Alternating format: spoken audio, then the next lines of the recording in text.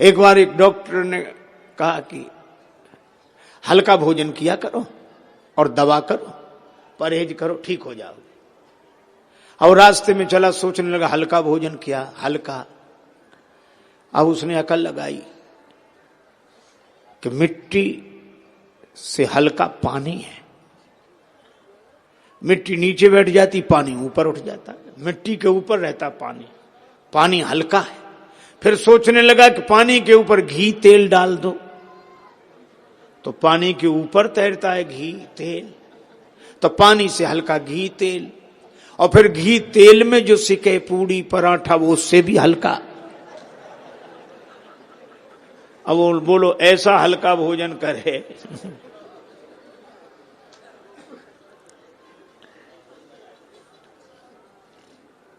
गुरु जी ने जो कहा वही करना चाहिए, क्योंकि सदगुरु वैद्य वचन विश्वासा, संयम यहां न विषय कहे आशा।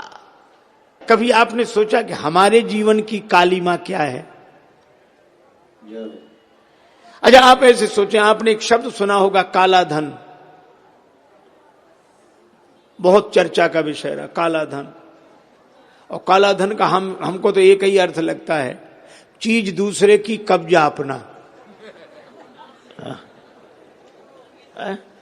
किसी दूसरे की चीज अधिकार अपना।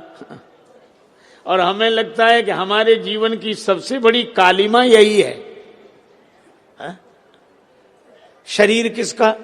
भगवान का। संसार किसका? भगवान का। अरे और तो और श्वास भी हमारी नहीं, यह भी भगवान की है ना। लेकिन कब्जा हमारा, जब तक हमारी श्वास चल रही है। हमें लगे भले ही कि हमारी श्वास है, पर हमारी नहीं है। अगर श्वास हमारी होती तो जब मन होता तब लेते, नहीं मन होता नहीं लेते। और इतवार को तो लेते ही नहीं कि आज छुट्टी का दिन है, आज तो ना लें। और कोई कहता तो हम यही कहते कि हमारी सांस लें न लें, तुम कौन हो? तो श्वास भी हमारी नहीं, सब कुछ भगवान का है। और हम मंदिर में कहते भी हैं, तन मन धन सब तेरा, स्वामी सब कुछ है तेरा, तेरा तेरे अर्पण क्या लागे मेरा। ओम जय जगदीश हरे, जय जगदीश हरे, स्वामी जय जगदीश हरे। है कि जनों के संकट, दास जनों के अवगुण, क्षण में दूर करे। ओम जय जगदीश हरे। सब भगवान का है, यह तो हम कहते हैं, तो है ही भगवान का।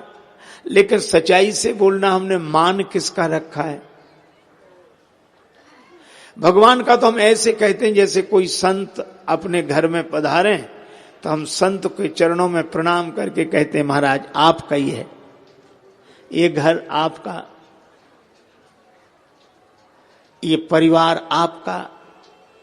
कहते हैं महात्मा भी जानते हैं कि हमारा नहीं है, कह रहा है, और कहने वाला भी जानता है कि इनका नहीं है, लेकिन कह रहा है।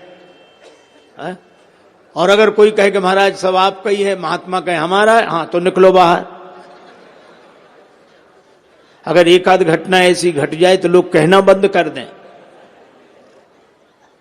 हम भगवान से भी वैसे ही कहे जा रहे हैं सब आपका है।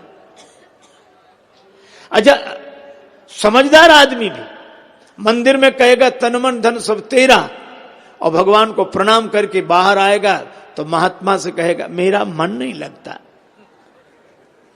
भगवान हंसते कि अभी कह रहा था कि तन मन धन सब तेरा, और अब कह रहा मेरा मन नहीं लगता है। यही कालिमा है। एक सज्जन प्रार्थना कर रहे थे तन मन धन सब तेरा, प्रभु सब कुछ है तेरा, और इस पंक्ति पर ज्यादा जोर देकर प्रभु सब कुछ है तेरा। एक महात्मा सुन रहे थे, वो हंस रहे थे। उसको बड़ा बुरा लगा कि हम प्रार्थना कर रहे हैं, महात्मा हंस रहे हैं, प्रार्थना पूरी होने दो तब बात करता हूं। प्रार्थना पूरी होते ही गया, महाराज हम प्रार्थना कर रहे थे, आप हंस रहे थे। महात्मा बोले हम तो जो कर रहे थे तो कर रहे, तुम क्या कर रहे थे?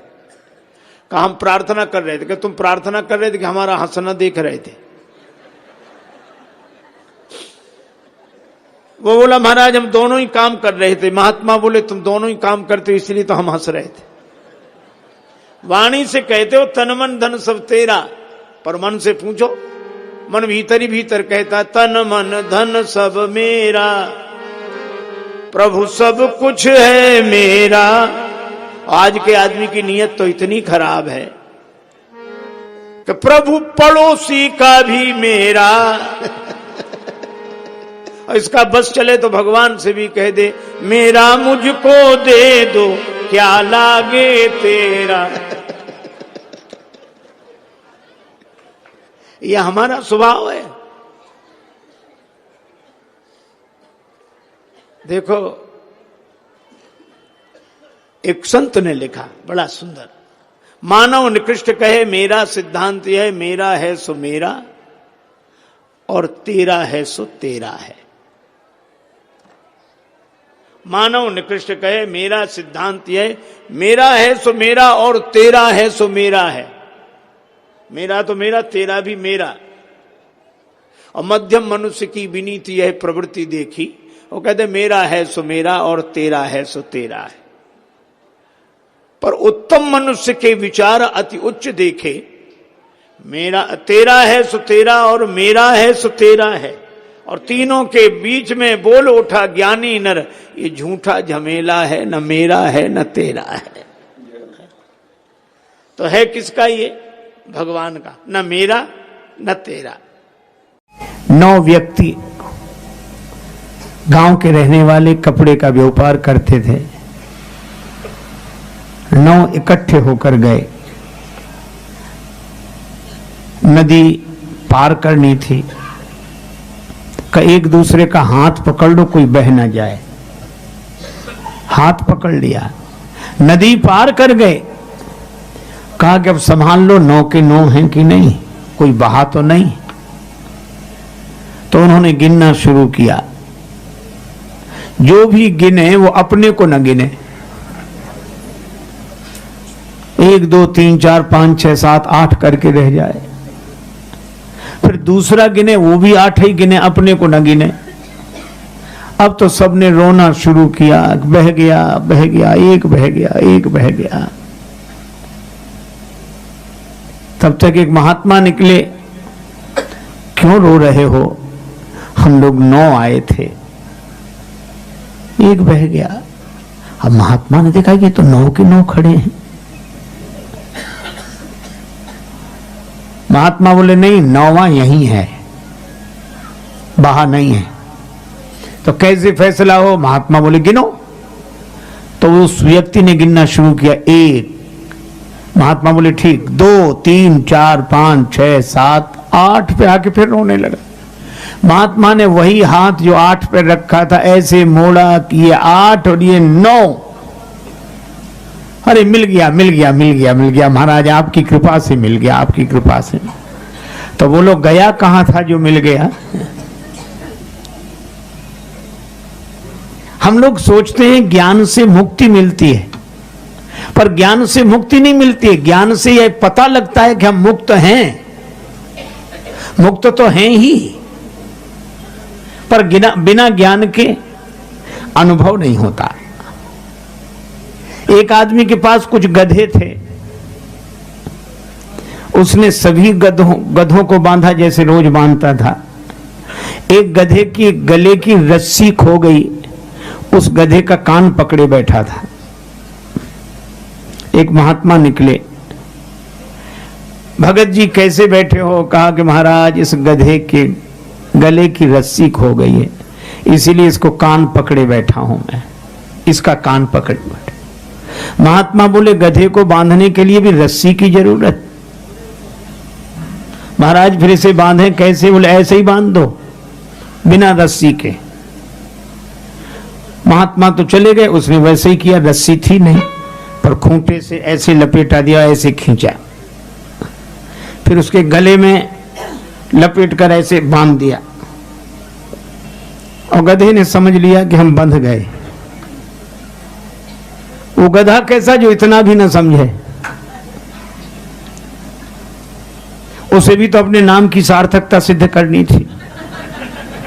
और गधे तो हिले, वो हिला ही नहीं, रात भर वहीं वहीं। सवेरे उस आदमी ने सब गधों के गले की रस्सी खोली, उसे बांधा ही नहीं था जो खोलता। अब उस गधे को वो डंडा मारे, डंडा मारने से गधा वहीं हिले, चले नहीं। वो बड़ा परेशान महात्मा जी के पास गया, महाराज क्या चमत्कार कर दिया आपने, वो गधा बंधा है।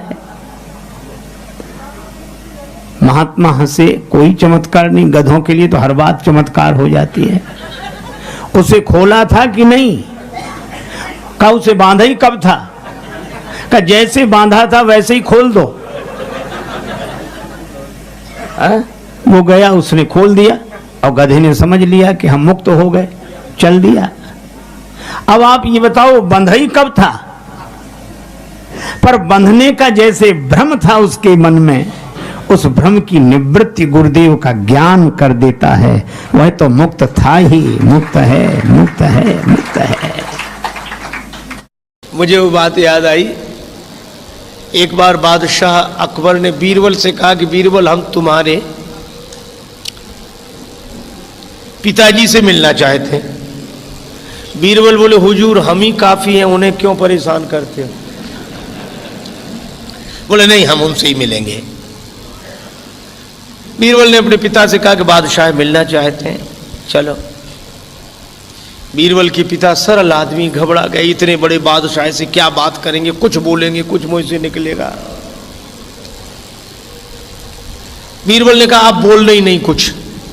बोले नहीं बोलेंगे तो और ज्यादा नाराज होगा। बीरबल बोले हम संभाल लेंगे, आप चलो। बीरबल के पिता गए, बादशाह ने पूछा कहिए खैरियत है? कोई जवाब नहीं, वो तो घर से ही पढ़कर आए थे। क्या तबीयत खराब है? तो भी किसी से कोई झगड़ा हो गया है? तो भी कोई जवाब नहीं। तो बादशाह खींच गया बीरबल की ओर, देखकर व्यंग करते हुए बोला कि बीरबल किसी मूर्ख से पाला पड़ जाए तो क्या करना चाहिए? बीरबल बोले हुजूर जो हमारे पिताजी कर रहे हैं।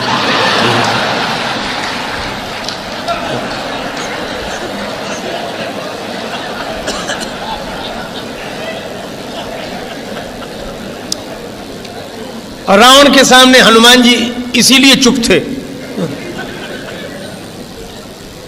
संत श्री कबीरदास जी से किसी ने पूछा कि आप गुरु हैं कि शिष्य? कबीरदास जी बोले दोनों। बोले दोनों कैसे? बोले ज्ञानी का मैं गुरु हूं, अज्ञानी का चेला। बोले कोई समझदार हो तो उसके तो गुरु बनकर हम समझा देते, और कोई ना समझो तो उसके हम ही चेला बन जाते कि तुम ही ठीक कह रहे हो, उसे मानना ही नहीं, क्या फायदा समझाने से। एक आदमी तो और गजब का था, उसके पास कोई गया, दोनों पड़ोसी थे, दोनों के पास दो गधे थे, वो मिट्टी ढोने का काम करते थे गधों। तो एक का गधा बीमार था तो उसने सोचा पड़ोसी मित्र से गधा मांग ले। गया, बोले भाई साहब हमारा गधा बीमार है, अपना दे दो, मिट्टी ढोने का काम करते ही वापिस कर देंगे। गधा भीतर बंधा था पर वो देना नहीं चाहता था, तो साफ झूठ बोल गया। बोले हमारा गधा तो सवेरे से ही जंगल में पता नहीं कहां गया है, होता तो तुरंत दे देते, आपको मना करें? कैसी बात करते, आपको और मना जरूर दे देते। उसने मान लिया कि गया होगा जंगल में, पर दैव योग तब तक गधा ही भीतर से बोला। उसने जो बोलना शुरू किया तो वो चौंक कर खड़ा हो गया। बोले साहब आप तो कहते हैं कि गधा जंगल में गया, वो तो बोल रहा है भीतर से, उसकी आवाज नहीं सुन रहे। तो भी उस आदमी ने अपनी गलती नहीं मानी। बोला क्या जमाना आया है, आदमी की बात पर भरोसा नहीं, गधे पर इतना भरोसा। अब बोला इसका क्या मतलब। एक गुरुजी को आदत थी, उनका कोई चरण दबाए तो सो जाते। दबाने वाला सोचे कि ये मना तो कर नहीं रहे, तो ये मना करें तो हम जाएं, तो उसने सोचा ये सो जाएं तो जाएं, पर उनकी आदत थी जैसे ही कोई जाता फिर जाग जाते। तो एक बार क्या हुआ, एक शिष्य चरण दबा रहा था उनका, तो चरण दबाया शिष्य ने तो वो सो गए तो बड़ी देर हो गई, तो शिष्य उठकर चल दिया। जैसे ही चला तो आंख उनकी खुल गई, तो तुरंत बोले हाँ बेटा तुम्हारे घर में और कौन कौन है? तो उसने कहा कि माता पिता और हम लोग 4 भाई हैं। अब ये सुनता कौन, तब तक और सो गए।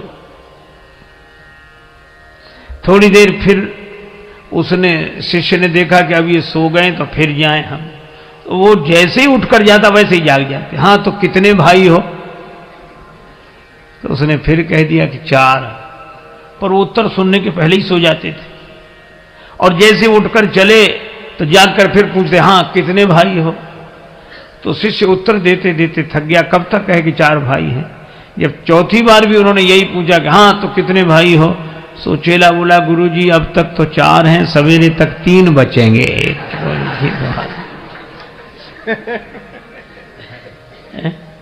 मुनिवर शयन बार बार गुरु आज्ञा, और सेवा हो तो राम जी की तरह। एक गुरु जी के पास ऐसे शिष्य, हे भगवान, नया नया चेला बनकर बैठा। अब गुरु जी छप्पर में बैठे, अंदर बाहर छप्पर, सामने मैदान। तो गुरु जी ने कहा कि बेटा वर्षा होने लगी है और गाय मैदान में बंधी हुई है, उसको बंधन से मुक्त करो ताकि वो भी छाया में आ जाए। शिष्य वहीं बैठे बैठे बोला, गुरु जी मुझ जैसा जीव क्या किसी को बंधन से मुक्त करेगा, जो स्वयं बंधन में हो। और बंधन से मुक्त करना किसी को तो आप जैसे महापुरुषों का काम है, हम क्या। क्षमा करें गुरुदेव, अनधिकार चेष्टा मुझसे न होगी। गुरुजी भी समझ गए चेला नहीं गुरु ही मिला है। गुरुजी गए, गाय को बंधन से मुक्त किया, फिर आकर अंदर बैठ गए। मन नहीं माना तो बोले, बेटा बाहर जाके देखो पानी बरस रहा है कि नहीं। चेला बोला, गुरुजी ये बिल्ली बाहर से ही आई है जो आपके पास बैठी है, इसके शरीर पे हाथ घुमाओ, गीली हो तो समझ लो पानी बरस रहा है, सूखा हो तो समझ लो पानी बरसना बंद हो गया है। गुरुजी फिर चुप रह गए। रात को सोने लगे तो कहा, ये दीपक जल रहा है, इसको बुझा दो। चेला बोला, गुरुजी सर्दी बहुत है, कौन उठे, आप तो रामायण की बात मानो, मुंह दिए नयन कतहु को नाई, आंख बंद कर लो, बुझाई समझाओ। गुरुजी सरल स्वभाव के थे, कुछ नहीं बोले, चलो ठीक। दूसरे दिन सवेरे सवेरे एक भक्त लड्डू लेकर आया, 1 किलो लड्डू, भगवान को भोग लगाओ, सबको बांटो। तो गुरुजी ने भगवान को भोग लगाया। उस चेले से कहा कि बेटा भगवान का प्रसाद लेगा? तो हाथ जोड़कर बोला, गुरुजी मैंने 3 आज्ञाएं नहीं मानी हैं, अगर चौथी भी नहीं मानूंगा तो घोर पाप लगेगा। ये